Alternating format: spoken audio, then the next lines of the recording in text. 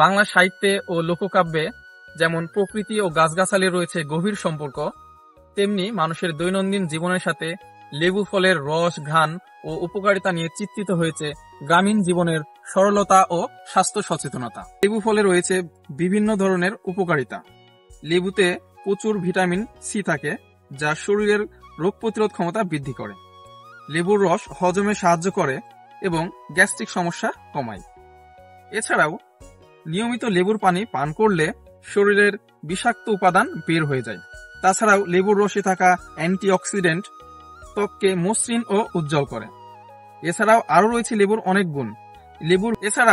লেবুর vitamin C সর্দি কাশি প্রতিরোধ করে কার্যকর ভূমিকা রাখে। সকালে গরম পানিতে লেবু মিশিয়ে খেলে ওজন কমাতে সহায়তা করে। বিভিন্ন কাব্যের ভণিতায় লেবু যেমন একটি জীবনের প্রতীক, তেমনি বাস্তব জীবনেও একটি মূল্যবান ভেষজ ফল।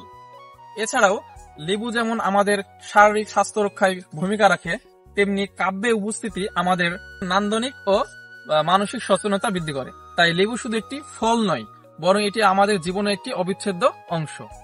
তো আমাদের চ্যানেলে যদি নতুন হয়ে থাকেন, অবশ্যই আমার চ্যানেলটিকে সাবস্ক্রাইব করবেন